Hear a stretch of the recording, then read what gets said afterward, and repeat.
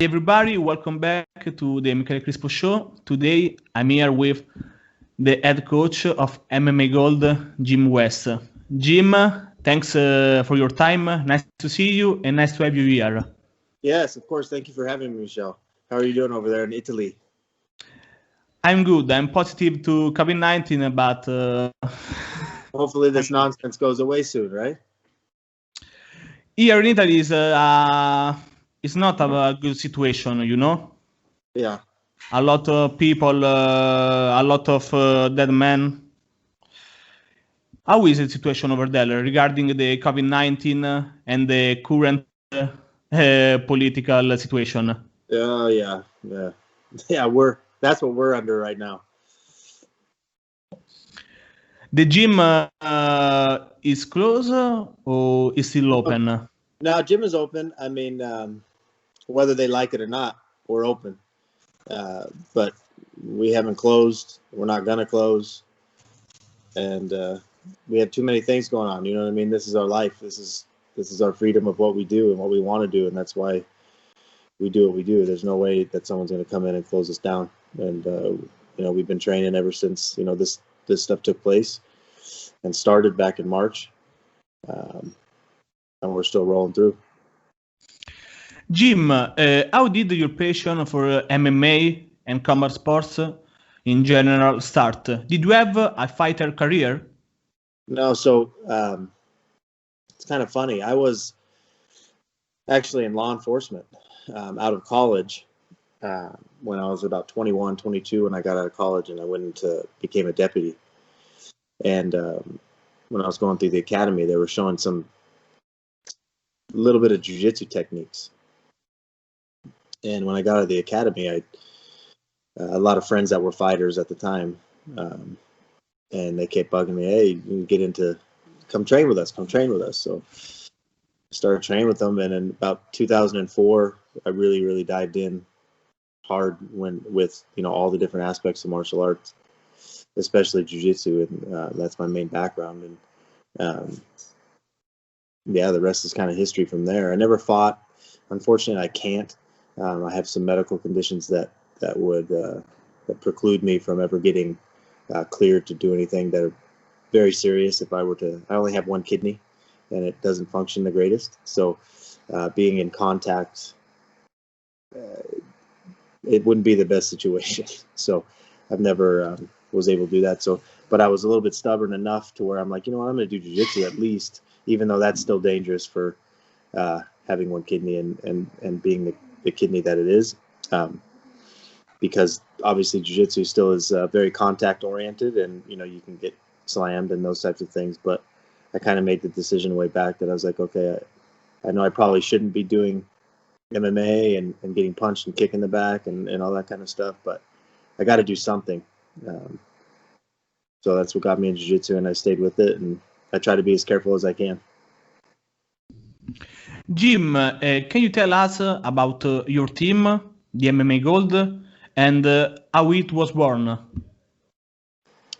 Back in 2006, I was approached by a guy named Robert Barge, who was opening a small boxing and fitness gym called Overcome MMA. And he approached me and said, hey, I'm opening this gym. Can you maybe teach some grappling here? And I'm like, sure, yeah, no problem. So I started teaching grappling there. And after about a year of being open, we started to get more and more guys and more people into the gym, and guys and girls that were interested in fighting. And at that time, in around 2007, we had been open for about a year, and I was familiar with the MMA stuff, but in 2007, 13 years ago, it wasn't obviously where it is now. And I wasn't too in tune to a lot of the different shows and how the MMA community worked and all that kind of stuff, but we were getting a lot of guys and girls that wanted to do it. So I'm like, well, shit, I guess I better try to figure this stuff out, right? And one day I was working out, and I ran into a guy who wrestled at the University of Iowa for many years, Alex Grunder, and I asked him, I said, hey, would you be interested in maybe teaching some wrestling up at this gym called Overcome? And he's like, yeah, sure. So then you had me, you had Alex, and then you had Robert, who was a real high level kickboxer. So we started to like, okay, let's navigate our way through. How do we figure this MMA stuff out? How do we get fights? How do we, what are we doing? We just dove in together and kind of navigated our way through it, figured it all out. And then we started to grow and grow and grow. And we just, over time. And then 2000 and I want to say right around 2012, 2011, Dave Hirschbein, who came into Overcome to the gym that I was at. And he's like, hey, I'm getting into the business, managing fighters. I have a brand called MMA Gold. I'd really be interested if I can help, your guys. And at the time, mind you, I was managing the guys. I was coaching them. I was traveling everywhere there with them. I was doing all the marketing. I was doing everything. Me and Alex and Robert. So I'm like, man, this is great. Yeah, come on in. I got this many guys. At that time, I was coaching Andre Fili in his young career, and Danny Romero, and fought in Risen several times, and a bunch of other guys.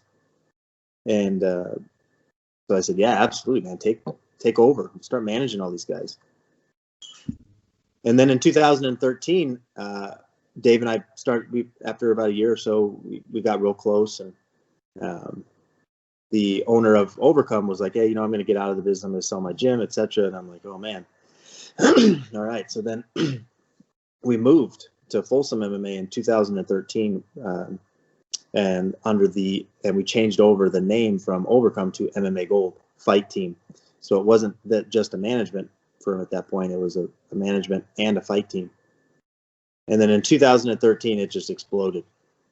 We put our first fighter in the UFC. Started putting people all over the world and all the different shows, Bellator, Invicta, the UFC, and everything. World Series of Fighting at that time, when they're still around. World Series of Fighting then became, I can't remember what the second one was, but now it's PFL. That was World Series of Fighting. So that's kind of the long and short. And then we started getting more and more fighters that wanted to come in and train with us.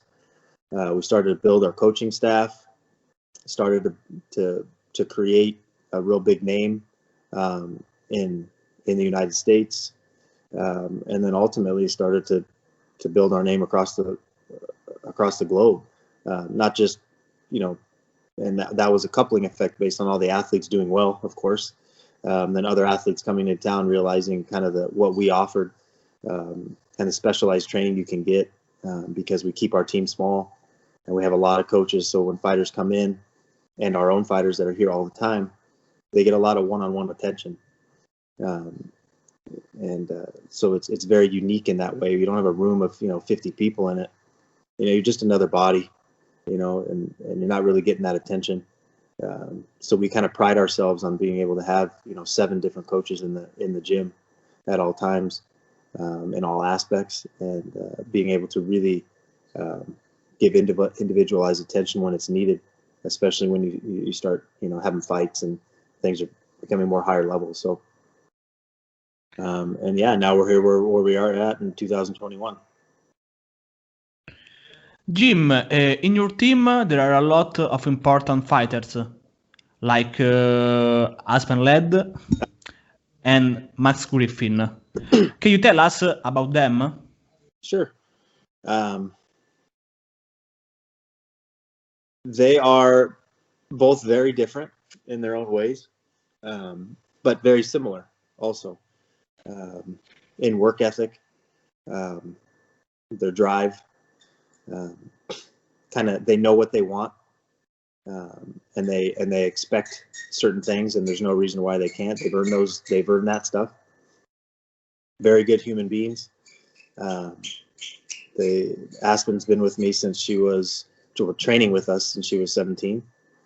Max has been training with us, God, for about at least a good 8 or 9 years at this point.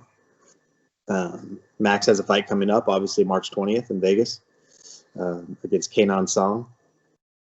Be a great fight for us. I think people are going to see a lot of you know, a lot of different aspects. Max has a lot of different abilities that people just don't see, you know, because we try to pride ourselves on being able to be adaptable in a fight and also fight to our strengths and not be concerned about what our opponent is going to do. Right? We're aware of what their tendencies may be, and then we make them fight us. So it's gonna be a great fight for Max. He's in the gym all the time. He's having a baby coming up here soon in February. Aspen, you know, she's recovering still. She's about 6 months into post-op. We go back to Las Vegas in the beginning of March. At that time, we will see if she'll get a full clearance. If they give her a full clearance, then we'll start the preparation of training all aspects of MMA, wrestling, and jiu-jitsu and things. Right now, she can't quite do that. If everything goes well, we'll try to get her back to the cage sometime in June. So yeah, Anthony Hernandez, you know, he fights February 13th. He was supposed to be on the Abu Dhabi card on the 16th, but COVID got him. So they pushed it back. So now he's fighting February 13th. Marion Renault fights on February 6th on the UFC Vegas card there. Andrea Lee, we're kind of waiting to see when she wants to fight next. God, we got guys from Aruba we signed with Bellator. Greg Millard, he's from Aruba. He signed with Bellator recently. Michael Morales, I think he's about to sign with the UFC or Bellator here soon. He's from Ecuador. We've got guys from all over that we're putting into shows that come into town to train with us, and then, you know, I corner them, of course, and we go around. We're just a lot of things going on in a crazy world and a crazy time right now. So very blessed. Jim, I know your team is in Sacramento, California. Is right? It's in El Dorado Hills. It's about 30 minutes east of Sacramento, so not too far outside of Sacramento. Okay. Do you work with any gym in California? Here in Italy, every gym hates each other. For example, I doesn't cooperate with you because your fighter are under first round management on other management. It's a crazy situation, you know? Yeah. Yeah, I mean, yes and no. We're business partners with Team Alpha Male and Uriah Faber, so we do a lot of collaboration with them. We work real closely with them. Outside of them, no. I mean, I wouldn't say there are enemies outside of that, but they're not our friends either, right? Like, it's competitive, right? We want to win. They want to win, you know, etc. But, you know, the two big camps and big names anywhere around the state is MMA Gold and Team Alpha Male, and we're business partners. So, you know, we really tried to create a good environment across Northern California that fighters can excel through business and training. So, you know, yeah, I mean, the other teams, yeah, there's a competitive flow there, and we're not friends per se, right? So, but I wouldn't say we're mortal enemies either. Jim, what was the best satisfaction of the last year? Oh gosh, Aspen is the number 3 of her division. Is right? Yeah, she's number 3 in the bantamweight division. I think number like 8 pound for pound in the world. I think in all avenues. So, as far as the last year being the most, it's real hard to say. I just have to say we've been just real blessed to be able to continue to train and do what we've been doing and keep these guys active. You know, the UFC and being able to keep all of them active and kind of keep our doors open. I mean, that's really the big deal this year, right? Because of everything that's been going on. And we've been successful. Yeah, we've lost a couple real close, crazy split decisions and things like that. And we've won some really good ones too. So, yeah, I would just say that the biggest thing and the accomplishment is being able to keep open our gym during this time and continue to provide the training that the athletes need and being healthy. Jim, what was the best moment of your career as a coach, and which was the worst? Oh God. Well, I mean, I think there's a lot of great moments, right, over the course of, I've been in this sport for 16 years. There's been a lot of great moments just getting into the sport and getting to where I am now as an individual, and where we are as a team and organization at MMA Gold. We've accomplished so much, and we accomplished so much without having anyone help us, right? We did this on our own. We didn't have a name when we first started, right? No one helped us. We didn't have that name that said, "Hey, I vouch for these guys." We did this from the ground up. There's not many people in this sport that can say they've done what we have done. I would say the totality of all that is mine and our team's greatest accomplishment. I think there's some individual accomplishments, of course, getting your first fighter into the UFC, 8 years ago. Then, having fighters that fight on the main cards of the UFC, then fighters that are in the main event of the UFC. I think probably one of the things that hurt me the most as a coach is when Aspen got hurt, when she tore her leg up. And the reason why I say that is because even though I know it's not my fault, I feel like it was my fault that she got hurt. And the reason why I say that is because she got hurt the very last minute of the very last round of her very last day of sparring before she was supposed to fight Sarah McMahon. And I added an extra credit round, which I normally don't ever do, because I try to watch the sparring, and I'm looking to see how the guys are fatiguing and not fatiguing. And I thought, they look okay. But in my gut was telling me, yeah, don't do it. They don't need to do it. But my mind was like, I think they can do it. So I hold myself personally responsible. And I think that one hurt the worst because I still feel and carry that I was the one that caused that injury, even though I didn't really. But in a roundabout way, I feel like I did. And I feel like I caused that. And, it was a big injury, of course. That was just a big disappointment in myself because I knew better. I knew I shouldn't have done that extra round, and I did it. And I felt like because I made that decision, it happened, right? But I know it seems like a small thing, but to me, it was a big thing because I never do that. I never second guess my gut, and I did, and an injury happened. Jim, last question, but it's other question. What are your plans for the 2021?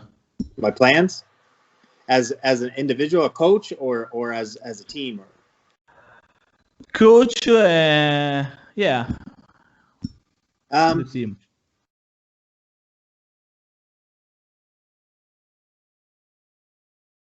You want to win a title in the UFC or the Bellator MMA, of course. Well, here's the thing. Yeah, I think those are givens, right? Like those are goals and aspirations. I think I have goals and aspirations for each one of those UFC athletes. It's hard to on the athletes that aren't in the UFC or Bellator to kind of put those major goals, because there's still levels of things that we're trying to accomplish before they become ready to get into those types of things, right? But if I were to take, we'll take each individual that's in Bellator or the UFC, right, or just some of them.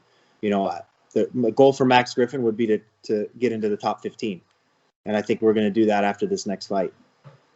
I think for Marion Renault, after she fights Macy Chiasson, is to get her back on track and get her back into that top 8, that top 6, and get her the fight that she wants. She wants a top 5 fight, and I think that's our goal. And after she beats Macy Chiasson, I think that's inevitable. Anthony Hernandez, I think he's going to shock the world, and people are going to realize that this isn't a jiu-jitsu fight. Rodolfo Vieira is very good. I understand that. But people are underestimating how good that Anthony can be all around. He's had some, hard fights moving up, but he's going to show the world why he received a new contract recently. Andrea Lee, same with her. We got to get her back in the top 10. That's the goal. She was, probably one fight away after when she fought Joanne Calderwood. If she would have beat Joanne, she probably would have fought for the title.